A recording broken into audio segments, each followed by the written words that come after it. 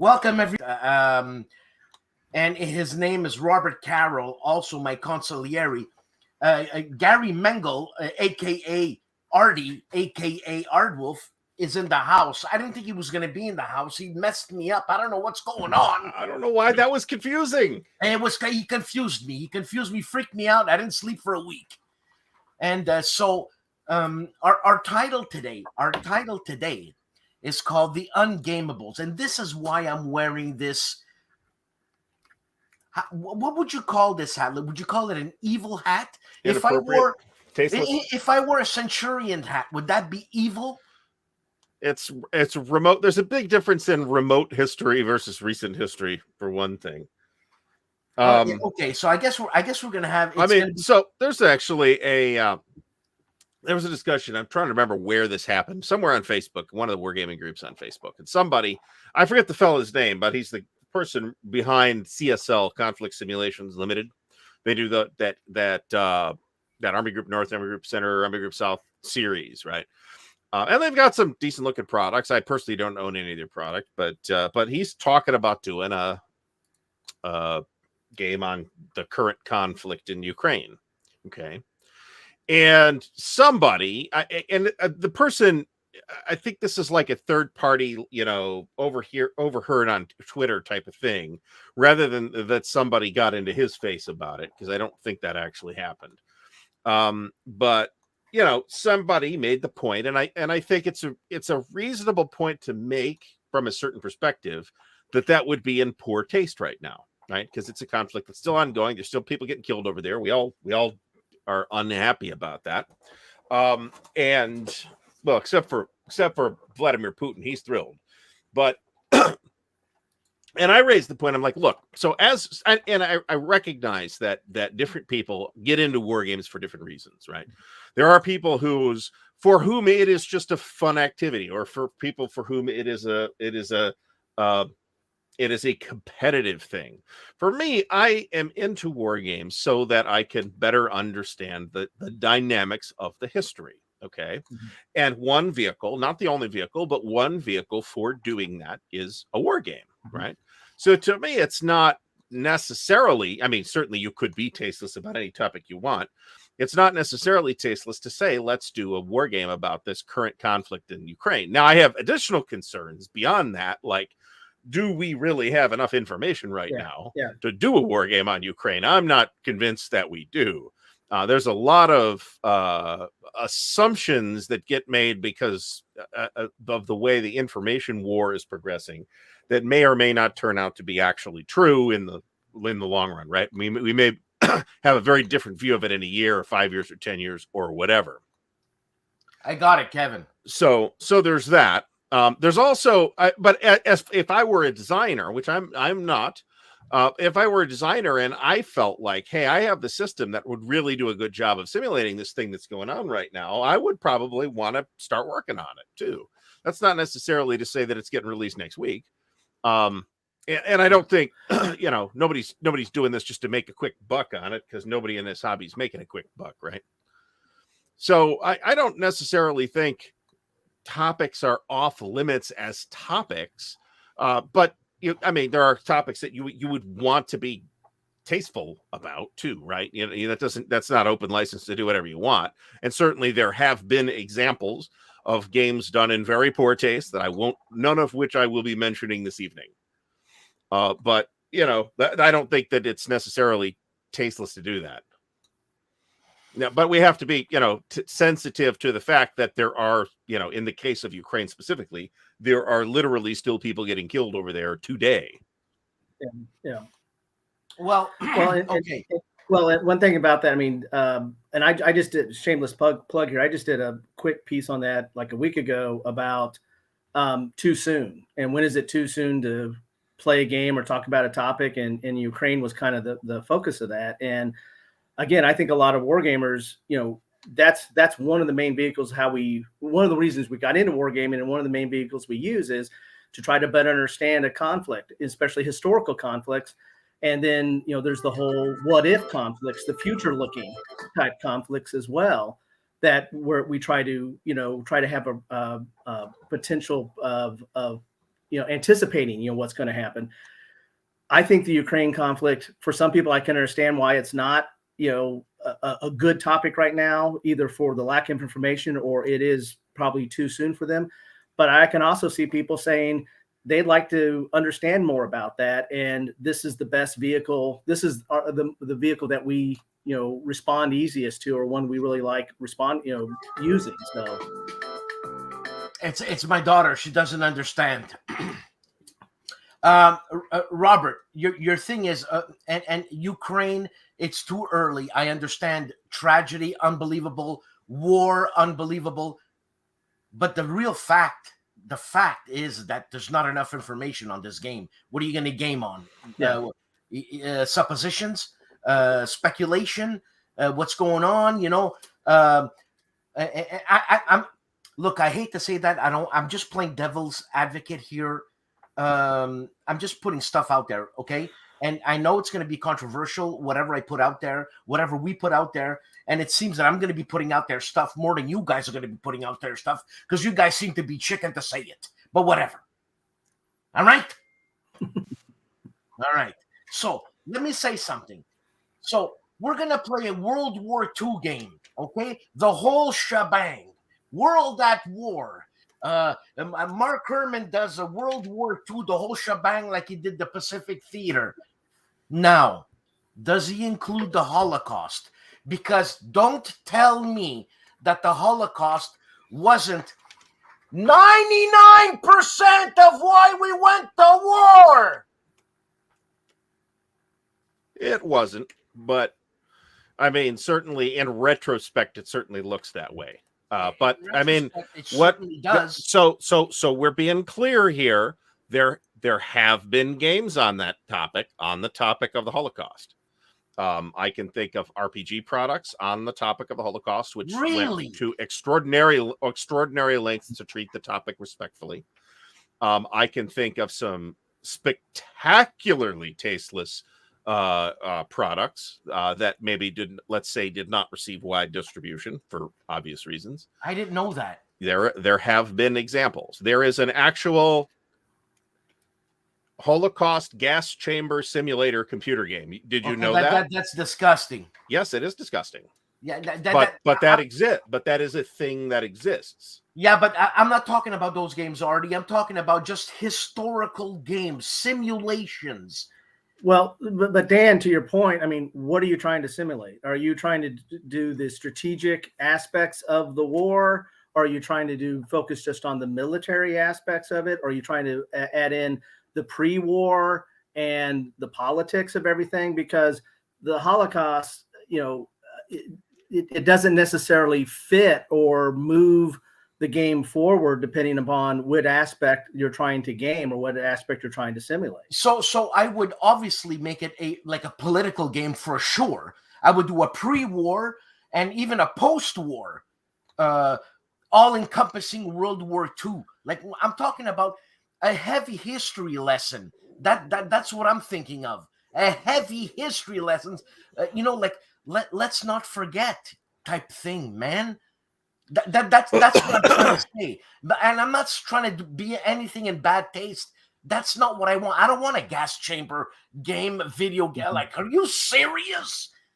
Yes, that exists. Yeah, that's not what I want. There are tabletop role-playing games like that too. That's the racial holy war is coming, and that's literally the game. And that Stigler has hit the nail on the head here, is that the Holocaust is not a political matter particularly. I mean, certainly it was I'm sure framed that way at the time, but it was just a war crime, right? Yeah, but it certainly didn't serve any strategic, operational, or tactical purpose of that regime. No, but when Stigler, with all due respect, says it's not a military or political, how many countries did not take the Jews before the actual horrendous stuff? Canada didn't take them. The States didn't take them. Britain didn't take them. So does become a political thing, man. Right. So if the point you are trying to make is, if you're asking the question is it possible to do a respectful game that treats its very sensitive topic correctly on the Holocaust, I submit that it is possible. I don't know that I'm unaware that has occurred thus far. I don't know of any such product. But look at a game like This Guilty Land, right? That is a game about slavery, right? And it's a game in which, and there's been a couple games about slavery. Freedom, which is one that I've talked about, is really about the Underground Railroad. But Freedom takes the easy way out, right? Freedom takes, I mean, in a sense, it's easy. I've been a little flippant with that, but in that, nobody has to play the bad guy, right? You play the game is the bad guy, and the players play the Underground Railroad, right?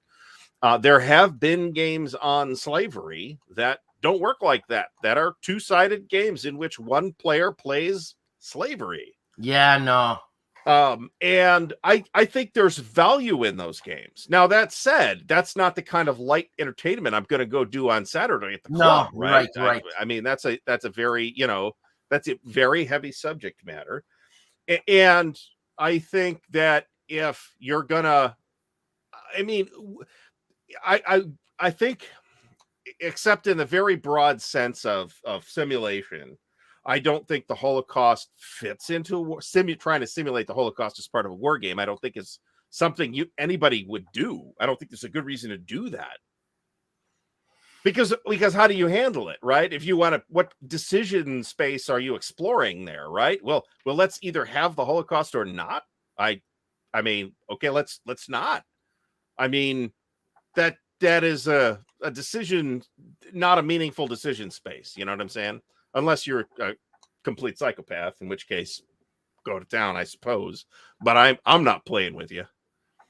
Yeah, and it also gets to the point of, what do you want to teach about it? What do you want to learn from it, and what message do you want your game to convey on that point? And so, if you're doing a World War II game, I mean, yes, it was happening during World War II, but how do you convey that, and what message you want to convey that, and how does that fit in?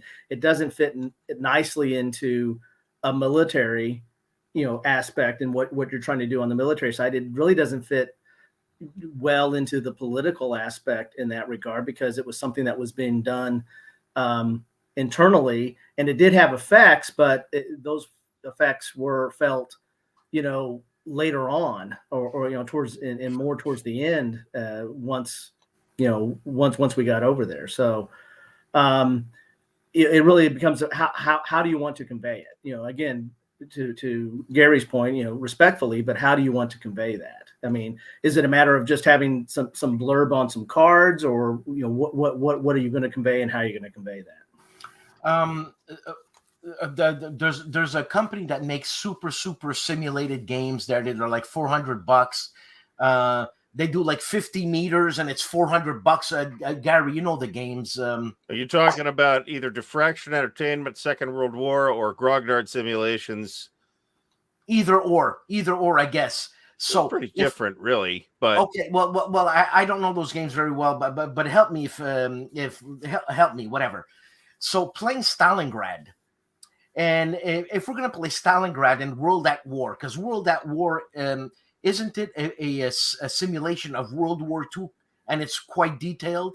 So if we're talking about a World at War from GMT, then yes, I would call it pretty detailed. Okay, so but it's got a scale too, right? I mean, it's got a scale at which individual tactics actions of Einsatzgruppen roaming around in the rear area committing atrocities is not appropriate from a scale perspective. Which I understand. I understand. Not the reason you shouldn't do that. The reason you shouldn't do that is because you're not a dirtbag. But no, I understand, because we're almost going to the tactical level at that point, if I'm not mistaken. Yeah, but that's a thing that happened, right? And that's a thing that I want to be real careful what I say here when I say there's a lot of myths about it too, about how that was all just the SS and the Wehrmacht didn't do any of that stuff, and that's yeah. So that's not true either. But being mentioned in the chat is the MAR Barker situation. I am aware of the MAR Barker situation. It happened while I was out of town, so I didn't have the chance to address it yet. But it is a thing that was discovered over the weekend. So, okay, I'm thinking of the guy who does political games there. My God, Triumph of he's got a French name, for God's sakes. Craig Basink? Yeah. Okay. So, and even Mark Herman and Jeff Engelstein now are doing a lot of political games. Sure. Okay. So going back to Stalingrad, Stalingrad was starved for how long? By Stalin himself. How long? Are we? I'm a little confused. Are we talking about the German army, 6th Army, occupying Stalingrad? Yeah, no, but I mean, what wasn't Stalingrad starved? Like no one could get out because Stalin said no one's getting out of Stalingrad. I mean, yeah, I guess. And didn't they starve the people for a whole year, if not more? I kind of feel like you're conflating that with the siege of Leningrad, Maybe, in which yeah. There was a German, so Leningrad was mostly surrounded, but they managed to get some supplies into it, and it held out basically for the duration of German troops existing up there. Yeah, but again, it's a question of what are you trying to teach? I'm reluctant to use the word teach because that implies that the only purpose of these things is strictly education, and I think that would be simplistic and slightly dishonest. But as a tool for exploration, the designer, if I'm a designer or Brian Train's a designer or Ed Beach is a designer or whoever it is designing, and they're going to make decisions about what they are trying to achieve in this tool for exploration. What are they trying to explore? Mm-hmm. You see, John, I don't want to make a game on Auschwitz.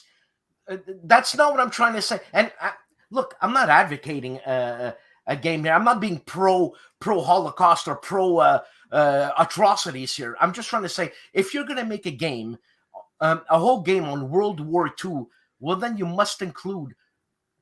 Well, no, well, you must. But you don't. You're always you're making decisions about even the most detailed. So, what's the most detailed World War II game that handles the whole war? That's a great question. I mean, let's say it's a World at War and a World at War or Second World War or Death Ride or whatever you want to pick. Right? There are limits to that simulation because the simulation is always simpler than the real world, right? So the designer has to make choices about what they're going to put in the simulation and what they're not. So, again, I'm not trying to advocate any atrocities being gamified here. I'm just trying to say that if we're trying to learn something historically, then include history, man. Well, so if you're trying to say that, and I think this is kind of what Bobby might be getting at here too, or at least I'm indirectly addressing that.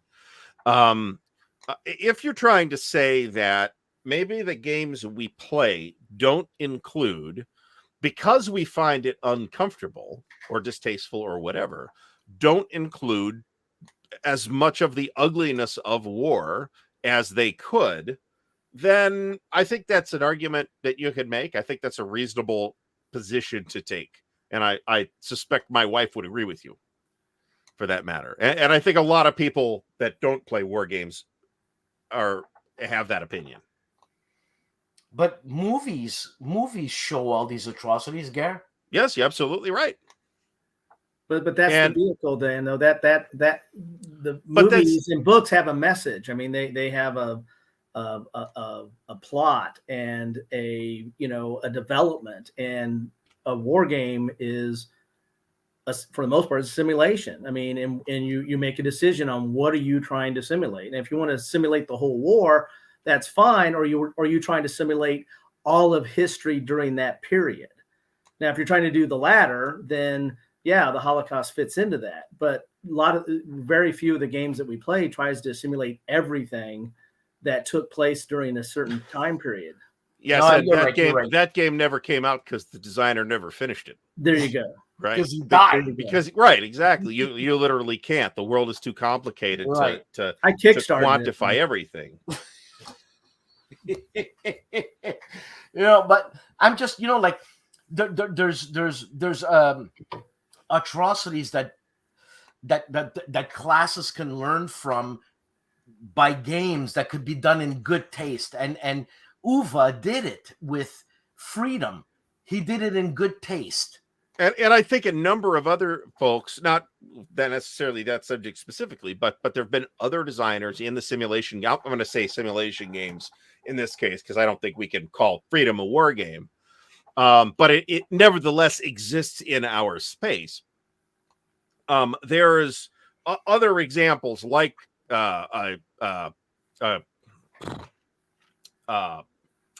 shoot. I just mentioned the damn thing, the slavery game. Oh yeah. This Guilty Land or Cole Worley did one too. That's supposed to deal with those very sensitive topics in respectful ways, and I have no problems with that. But those games are not then also saying, well, this was part of the context of the Civil War. We have to include the Civil War too, right? I mean, no, you don't. That's not the thing that the game is about. So a good designer, there's probably bad designers who just copy stuff that they've seen, right? But a good designer is going to make a decision about what the game is about, and they're going to stick with that.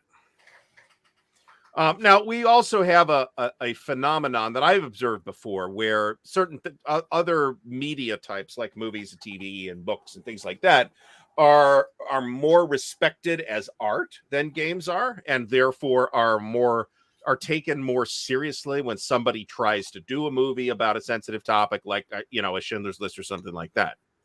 So, and it's funny that you say that Schindler's List. I can't even watch that because. But that's not a war movie. I mean, is that a war movie? Is that a lesser film because Operation Barbarossa was not portrayed in the movie? I think that would be a ludicrous statement to make. Yeah. Is that a war movie? And there's the question again. I mean, maybe to some people it is a war movie because it happens during the war, but it's certainly not the story of World War II, right? It's the story of this particular individual and how he did what he did during the Holocaust, right? That's what the movie is about. Steven Spielberg and whatever team of screenwriters he had made decisions that this was going to be what the movie was about. Yeah, I think there's another aspect there that you guys were talking about with respect to, and Gary, you raised this and Dan, you both raised this. Do we not have games on certain topics because it makes us feel uncomfortable, or do we not add certain or things not added in the games because they make us uncomfortable? I think Matt Taylor made a comment earlier on about, if you make a game that nobody is interested in, or it makes them feel uncomfortable, who's going to buy it? And so, there's a certain aspect there of what is the market. And, to me, it's akin to the phrase of like lawsuits. You can sue anybody, but will it stand up in court? You can make a game on anything, but will anybody buy it? And so, that's the thing too, of you might have this great idea and you might really want to explore some topic that really needs to be explored. But if really nobody wants to game it, then I for whatever reason, right? There are probably good reasons for that and bad reasons for that. Sometimes maybe the movie, I mean, I've seen Schindler's List. I don't really want to watch it again. It's a really powerful, I haven't seen it. exceptionally well-made movie. You should see it. I don't want to see it, to be honest. But boy, it is not an upbeat movie, that's for sure. So the Mike Anthony, I am thinking of an infamous traffic, which does not include the slave trade. That is about the opium trade. So that's the thing I was thinking of. See, and look, you see, how about those Yankees? This is such a delicate topic. We're skating on thin ice. We're walking on eggshells. All I'm trying to say is that, well, you know what? When I talk to the young kids, when I say young kids, 20 years old, my daughter, when my daughter brings her girlfriends and boyfriends Toddlers. over, I want to talk about the war. And God, they're so excited about it. It's not even funny. And the thing is that these kids know shit about why they're here. The one girl is from the Ukraine. One girl is from a country that used to be called Yugoslavia. And it's like, well, why are you here? You're here because blah, blah, blah, blah. What, they don't teach you anything in school? Obviously, they don't teach you anything in school. And I don't know. It's like a game, and calling it a game is something, but a class or a game like this in a history class would slap a few people around like, hey, wake up. Did I just go on a rant? A little bit. It's okay. I'm trying to digest what you're trying to say. Yeah, I don't even know pull what up the hell I said. Nathaniel Robinson's comment here. Where is he? Because I kind of agree with him. I mean, are we, well, or at least I feel like this is it's a question we can honestly ask. Is nobody's like trying to remove the Holocaust as a piece of history by not featuring it in a game about World War II, right? Necessarily. But is it, do we lean into that a little more about just kind of statisticizing, if you will, the meanness of war, the millions of World War II specifically, of course, you know, tens of millions of casualties. Do we maybe not, do we de-emphasize that on purpose because it makes us uncomfortable? I think that's a legitimate question to ask. Yeah. And you know what? That's uncomfortable in itself. Just we're not Robert, help me here, for God's sake here. We're not bringing up the subject because it's an uncomfortable subject. I think there's part of that, but I mean, it depends on what you're looking at. If you're looking at it in books, if you're looking at it from the movies, or if you're looking at it from games, those are different medium. And games, traditional, I mean, it's got game in the title for one thing, and so yeah, and that could feel really awkward to some, yeah, maybe a lot of people. Yes, Roger, I understand, and you know what? That's why we play games, is to have fun. Well, hold on a second. Do we play war games to have fun? Do we play war games to have fun? Is a war game fun? I think that's one of the motivations that I mean, am I reading a book about Vietnam right now because it's fun? I mean, I'm not positive that fun is the term I would use, but clearly on some level, I am enjoying learning more about Vietnam. But I'm not enjoying it because of the atrocities that were committed. I'm enjoying it because I enjoy learning about things, and history in particular. Dan, do you go to movies to have fun? Do you go to movies to enjoy them? Actually, you know what? Sometimes, sure. Yeah, sometimes. No, I actually don't go to movies because it's a big screen. It's over dramatized. It freaks me out, shakes me up for like a month or something. So I actually don't even go see movies. I'm a weird guy like that. I swear to God, I haven't seen Schindler's List. I heard the music without knowing it was Schindler's List, and I knew who the hell was playing the violin, and I knew it was Schindler's List. Oh yeah, it was Isaac Perlman. It's Perlman. Okay. Yeah, I'll take your word for it. I was shopping in a bloody mall, and I heard, and I thought, Jesus Christ, this is killing me. What kind of monster shopping mall manager plays the Schindler's List soundtrack over the PA system while I'm at the Gap trying to pick out a new pair of jeans? And meanwhile, shopping mall guys playing Schindler's List on absolute. I would never set foot in that mall again. May the eyeballs of my daughter come popping out of her head right now if I'm actually saying a lie. That's where I heard it. And I knew it was Perlman, and I knew this was because there was so much emotion in every string. I thought, Jesus, this is Schindler's List. I'm never going to see that movie. I find that Anyway. Anyways, yeah, I'm getting carried away. I'm But ranting. but to your point or your question, Dan, I mean, each of us have different motivations for why we play the games, and I understand. and we're going to have different motivations depending on the game. There are some games that lend themselves to being more of a game and being more of a competitive experience. And there are other games that lend themselves to, all right, this really isn't about the competition. This is really about learning and trying to understand the situation. War games kind of span that spectrum on those things. Let me point out something else to backtrack a little bit here. What Robert was saying about, you have to have a market for this stuff. In some sense, while the free market isn't perfect by any means, a lot of times the free market does very good work in shaking out tasteless shit. I know. If the free market decides this is just genuine rubbish, and or the person, for whatever reason, if enough people decide that the person that produced it is rubbish, then maybe it's not going to be a big hit.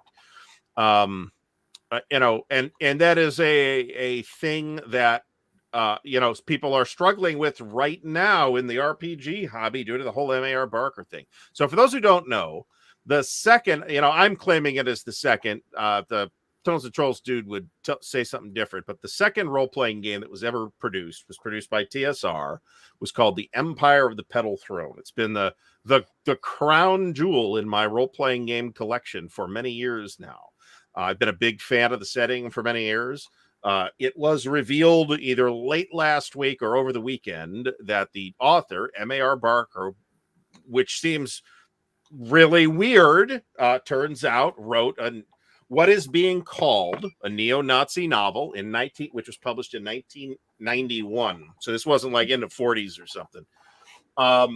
And the term, the appellation neo-Nazi is the correct one here, because that's what that publisher basically is. And served on the board of a revisionist pseudo-historical, pseudo-academic society whose basically their task was Holocaust denial. So this has made a whole bunch of people who were, previously big fans of that world and that material, you have to go back and evaluate how they feel about it. And I have seen absolutely nobody say, for the record, not to say that it hasn't been said, but I haven't seen it. Nobody says nobody's allowed to touch this stuff ever again because the guy was a Nazi. I have seen nobody say that. What I have seen is that people are saying, hey, I got to think about this now, right? Including some people who published newer material in the last 10 years in that setting that now have to go back and reevaluate what the hell they want to do with it, right? So, yeah, Gary, that raises, I mean, God, we don't have enough time to go into this, but I mean, that raises a whole nother, it's kind of you got to do a whole friggin' show on this. Yeah, I mean, it's related to the Ungamables in certain respects, but that raises up the whole issue of separating the art from the artist. The whole thing of, when you find out something, you might love Kevin Spacey and Kevin Spacey movies, but then you hear about him doing something and you're like, golly, do I not watch any of those movies now? Or do I now hate those movies? And separating the art from that's a struggle of our times, right? Yeah, it's easier with movies because movies are the combination of many, many, many talents. With like a novel or something and sometimes with music, it's often the work of a single individual. True. But there are certain things with movies and celebrities. I mean, they have a very commanding I mean, you enjoy that person's acting, or you enjoy those person's characters or the way they portray those characters, and now you find out something horrible about what do you do? How do you process that? It's kind of similar to that. I mean, I agree with you that on something that is created solely by one person or put a lot of time into it. I mean, you can raise that up about the whole Cthulhu mythos. Oh yeah, Lovecraft was an asshole. I'm actually probably underselling it by calling him an asshole. But Lovecraft had some very repulsive views that, but at the same time, he's been dead for a long time. Okay. It's a complicated question and there are many variables, and I'm not telling anyone to do that. You have to do this specific thing that I happen to agree with. But there's a lot of variables, including is the creator dead? How long have they been dead? Lovecraft's been dead for almost 100 years, right? Or, that demands a certain amount of perspective. Is if I buy a Lovecraft book, is that going into some disreputable cause right now? Now, probably not, because the guy's been dead for 93 years or whatever it's been. So, well, and to your point about having multiple people, I mean, the Lovecraft mythos has been taken over by numerous other contributors, that it's not really his anymore. But it's interesting, we're kind of full circle back to when we were talking about the topic at the beginning with Ukraine and too soon. Time is a factor in playing in something that's ungameable. I don't think anybody was alive during Hannibal and the Romans, and I don't think anybody's complaining about, oh my God, Hannibal did horrible things and we shouldn't be playing his side or anything like that. It's when you get closer in time and still have some people that might have been affected by it, or family members have been affected by it, where it becomes this time element of, is it gameable or not? Or is it, and I'm not saying that it's not gameable. I'm just saying that for some people that might make it not gameable. Yeah. And that's time makes, will desensitize us to the issue, right? There's been 2,300 years or whatever it's been since Hannibal, right? So there's a lot of time. The Romans did all kinds of bad stuff. It's less sensitive of a topic now. It's bad stuff the Romans did. It's just not particularly doesn't seem as relevant as bad shit happening right now in Ukraine, right? So, you know what? And as you guys were talking, the only thing that hit me hard was that, are we fucking bad people because we play war games? No, I reject that. I think that is, I mean, are there bad people that play war games? Yes, there are. But just as a like an a priori statement, no, I don't think that's a meaningful thing to say. And like I said, we have people do this stuff for different reasons. Everybody's got their own reasons, and everybody's allowed to have their own reasons, and everybody's got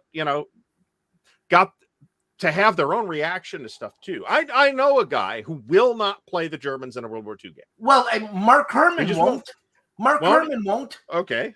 No, but I mean, that's strong. That's a heavy emotion. That Mark Herman, a game designer, will not play the Germans, and he designs games. He knows what the game. It's a game, but he won't play the Germans, man. Now, I don't. I mean, I don't know that I've ever seen Mark say that. I'll take your word for it, but I mean, yeah, take my word for it. I was with him. If so, okay, that's just a decision that I have to make. Am I comfortable with this, right?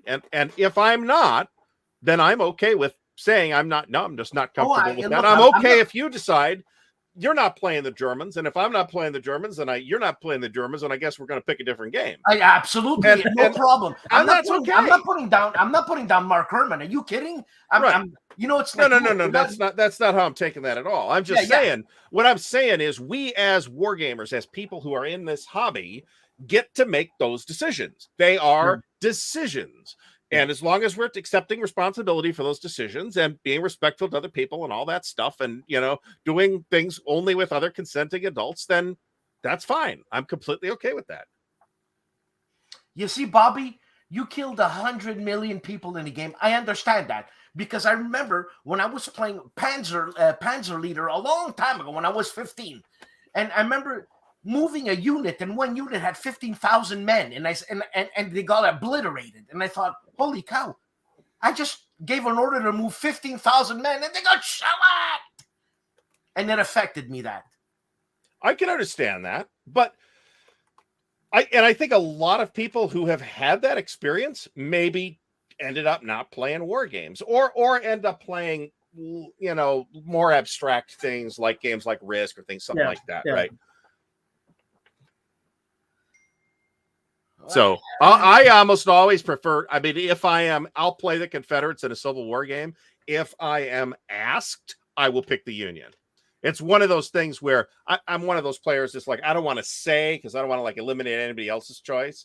But if where in almost any game, they ask me, which side would you like? And I'm like, I don't care, whichever. We'll pick it randomly, if nothing else. In a Civil War game, I will say I will take the Union. Mhm. So yeah, Bobby, yeah, no atrocities when I was 15 years old. As I'm getting older, I would not probably make that decision because I would actually focus quite a bit on 15,000 men. So, Christ.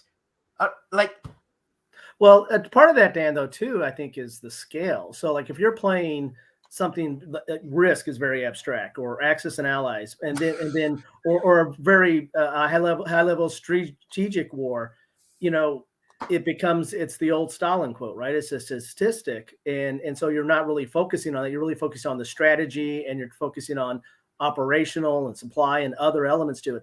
But when you get down to the tactical level, or even like the individual level, like there's some war games that are at individual level, or even role-playing games, you're living it now. And so becomes a much different perspective on that based on the scale. you know, Jason's got somewhere Dean Essig is laughing at this conversation because this man actually has seen battle and has been in conflict. And I don't know, it's freaking me out. Who am I to talk about that when a guy like this is like, shut up, Leah, scum, get out of here. You know? Well, what I mean? there is. I don't know that Dean would be that dismissive about it. No, but I'm just saying. I mean, come on.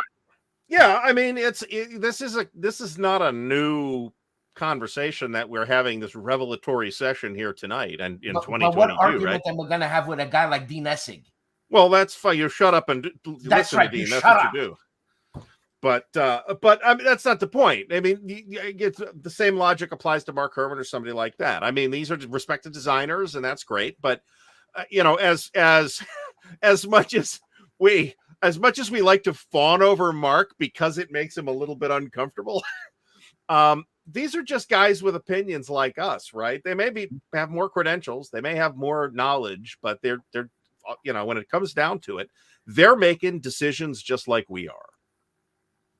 And if they decide that, I'm going to do this particular game, we may end up saying, hey, that was a bad call, right? Because you did this game and everybody saw that it was completely tasteless. M.A.R. Barker with your Nazi novel.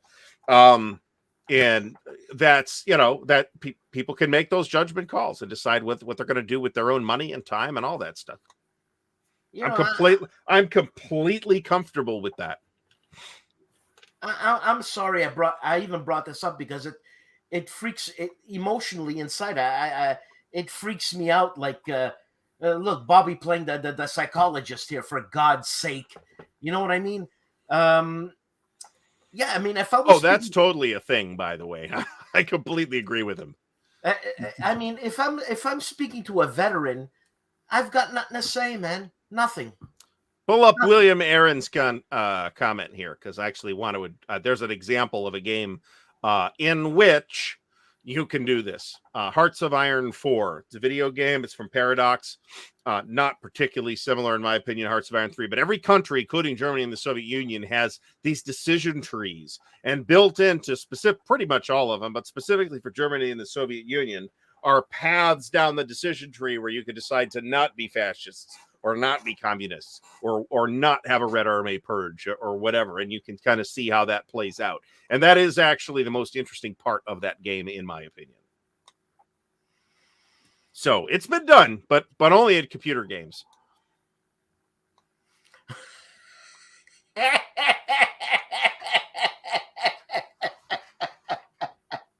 Hey, I guess. I don't know. Maybe man. you like to go second. I mean, that's fine.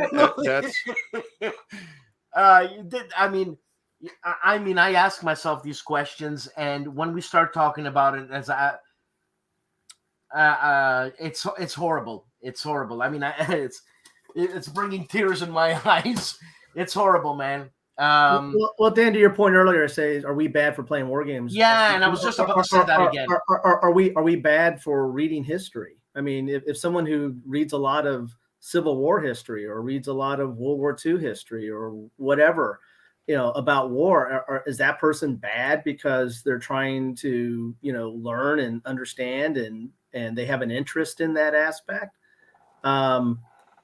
that for a lot of us, that's what war games are. It's a way to learn. And for some of us, playing a game or the tactile feel of actually, interacting with something, it makes it more accessible, makes it easier to learn, makes it more enjoyable. I'm not saying you enjoy war, but you enjoy learning about it in that simulation. So I don't think we're any worse than anybody that reads history on a specific topic. Rob, you're encompassing all war gamers when you say we want to learn how to play a game because we want to learn about history. What about the guy who just wants to play the Germans and knock you out? Well, I mean, competitiveness is one of the reasons people play war games. Yeah, I know. But whatever kind of games, right? I mean, every game is subject to that. Chess is like that. Yeah. There's incredibly competitive chess players, right? You can play Magic the Gathering for that. Oh yeah, those people are crazy. Yeah. So I mean, are they bad people? Don't answer that. Yeah, I almost bought a deck of Magic cards on Saturday, by the way. My son and I just went through look that. Look at that. Hold on. The Colonel's got something to say here. Look at that, Robert. Well, I think this is an example of a bad faith argument. Actually, this is not engaging with the argument. This is drawing. This is a reductio ad absurdum statement. They put it that way. Now, this is completely true. Anyone wearing an ascot is, in fact, a villain. So I agree with that. Yeah. God, I understand Mark Herman 100% more now. Well, I don't know what, I don't have relatives fighting in Ukraine, right? So somebody that does is going to have necessarily, I would expect that they have a very different perspective on that situation than I do, right? And to them, it might be very much closer and much more, immediate that I've got, cousin Yukov is, fighting over there right now. I could completely understand why they would be much more sensitive to it than I would be, right? So it comes back to, we got to decide these things. I'm okay with people deciding these things for ourselves. And while some people will make bad decisions, I think most people probably will not. So are we insensitive for playing that game that person does not want to play? No. Well, I mean, we got to be grown-ups about it too and say, hey, if you don't want to, if you, my buddy, don't want to play this particular game because you find it distasteful, then I got to respect, I should, as a grown-up, respect that and say, okay, we'll find something different then. Yeah, I understand, but I mean, but you're still going to play it. Well, yeah, so what? Maybe some other time I'll play it with some other people.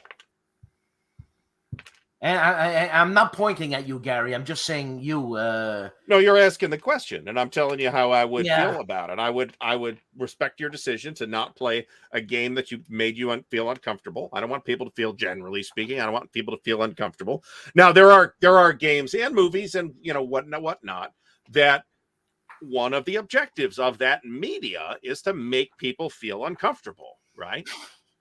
So, and again, that's okay, but we've got to make decisions as individuals and as consumers and as war gamers about how we're going to deal with that. Yeah. See, John Longshore. We need people like John Longshore because I get so. Thank God for John Longshore grounding the conversation again in the real world. But Rob Moffat is a veteran of the Gulf War, and he won't play anything remotely Gulf War-ish or Afghanistan-ish. Okay. And I understand that 100%. Sure. And that's perfectly fine. Yep. And but it freaks. I feel guilty playing it. I don't. No, but why do I feel guilty playing it? Empathy, maybe. I mean, I can understand that, but I respect somebody's decision to say, hey, I do have friends who've served in the Gulf War. Both of them actually, and if they don't want to touch those games because they're too close to that history, okay, all I have to do is respect that. Can we say a game that focuses on surgery would be just as like Operation? Yeah.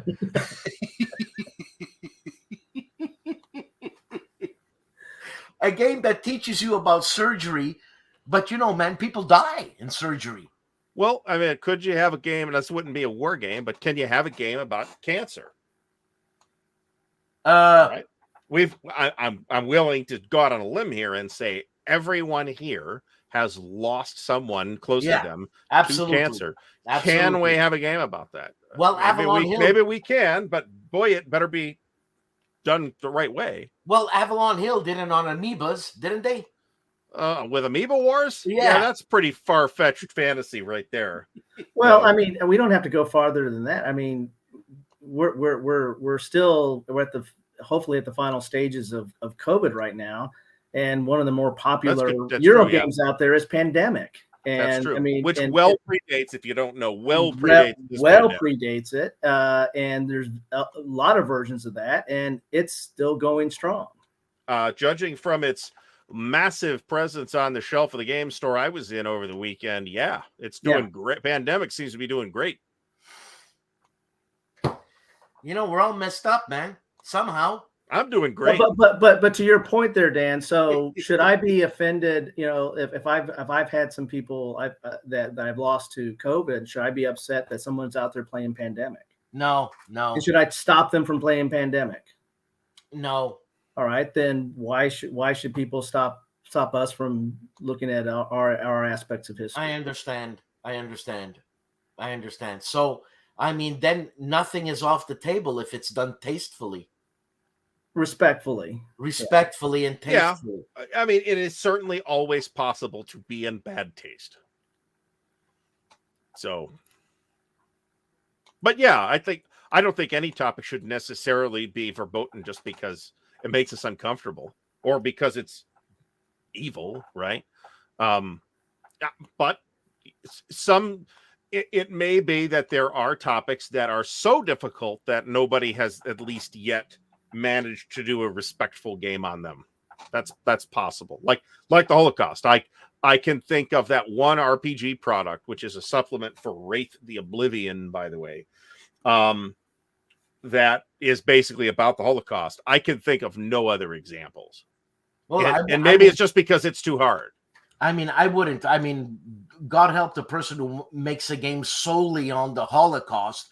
If they include the Holocaust as a political or historical thing in a game, okay, but just a game on the Holocaust, like what? Well, sure sounds creepy, right? Yeah, I mean, again, what's your message? I mean, what are you trying to convey? Movies and books have messages. War games and games have messages as well. They're trying to either simulate something or they're trying to recreate a game aspect to do something. What's the point? And so, again, I think there's a part of why Holocaust has not shown up in World War II, possibly because it's a sensitive subject, but I think a lot of it is it just doesn't necessarily fit. I mean, it doesn't move the narrative forward of most war games that we play. I mean, where does it fit in there? Why? Because we have a linear aspect of what a war game is. No, but look at our work. I mean, where does it fit into Third Reich? The classic Avalon Hill war game. Where does the Holocaust fit into that? My God, how does that move stuff forward? It's a war game and talking about the simulating the war in Europe. How does it move the narrative forward? How does that fit in? How does that affect the combat units? How does that affect the supply, the logistics? Well, logistically, I think it would affect it. How? Well, diverting energies to one place where they could put it somewhere else, man. But I think you would make a case for that, but you can't meaningfully design a game mechanic around that, though, because if you say, okay, I as the German player in Third Reich can get 5 extra BRPs, I could spend 5 BRPs to have a Holocaust. No. Well, no, I'm not going to do that because it's going to cost me 5 BRPs, and now I'm out of focus. Thanks so much, Dan, for that gift. But there we go. Oh man, but you can't. I mean, we could. I'm sure spend many hours on this discussion, and we would all be unqualified to really have it. Absolutely. The Holocaust a drag on the German war effort? Yeah, I think it was, and I think it would be pretty easy to demonstrate that. But what's the decision that you're giving to the player there? I don't know. I don't know. And who would be qualified, Artie? Not me. But who? Who? There are Holocaust scholars and things like that. And what would they say? Like you'd have to ask them. I don't know. I'm not qualified. Well, I am not qualified. So, but I mean, in a general sense, yeah. I mean, clearly resources were. I hate to make this like a nuts and bolts spreadsheet discussion too. Clearly, resources were diverted that probably could have been better spent elsewhere. But it was complicated, and in a game design or a simulation design frame of mind, what decision are you handing to the player? Yeah. Right. Are you saying, okay, well, let's not have a Holocaust, and then the Nazis aren't as evil? But why would you then make a different decision? Right. Yeah. And again, what are you trying to simulate? And for that matter, you got to factor in, Stalin and his policies as well. Yeah. And pretty soon, I mean, you really don't have a war game. You have you have the history of World War II. No, not necessarily. You have the back off. I mean, those are things that happen. I mean, I think I go back to your first statement that you started off with, Dan. World War II didn't happen because of the Holocaust. No, I know. Well, hold on. Rob, World War II happened because Hitler had a disdain for the Bolsheviks. Right? I think the causes of World War II are something we are not going to fit into our discussion in the next 2 minutes. I don't think it's as simple as that. Okay, I know. I stand corrected, for God's History's sake. complicated, right? I am very reluctant to try and fit historical statements into individual sound bites that say, well, except for the Civil War was about slavery. That's actually just true. That you can actually fit in a statement, but that's almost never actually possible. What's Artie, Jeff Beeler? What's he saying there? SPI's after the Holocaust is close to an ungameable situation. It's after the nuclear Holocaust. SPI made a game on that? No, not the World War II Holocaust, but after like a nuclear exchange. Potato. Well, but he's right in that is, should we consider that? That's a situation that never actually happened yet. Do we not talk about that? Right? There's a famous story about that Mark Herman's the person to tell this story about when the Gulf War, where the Iraq invaded Kuwait, the Pentagon didn't have any ready-made war games on that situation, so they ran out to all the local hobby stores and cleaned out all the copies of Gulf Strike and set it up at drove them back to the Pentagon, set it up, and played them all out over the weekend. Yeah, presumably with some better intel than was available to Victory Games at the time. They needed a plan. But yeah, and I'm sure they came up with something else as time went on, but to get something down where they could look at that situation, I'm sure that was very valuable. Holy cow. Look, our time is up. Rob, thank you so much for being here. I know this is uncomfortable. It's uncomfortable for me. I don't even know why I thought about it. But I don't know. I want to learn stuff, man, and Artie keeps slapping me in the head with stuff. That's what I'm saying. You're here to learn stuff. This is tough, man. Anyways, people, thank you so much for watching. Artie, it's at your house next week. It is. And what, are you going to be out of town? You're going to be shopping? What are you going to be doing? No, I think next week is fine. Holy moly, what a hard conversation. I'm going to have to drink myself to sleep now. Yeah, I got to go take a shower. Thanks, guys. Thank you.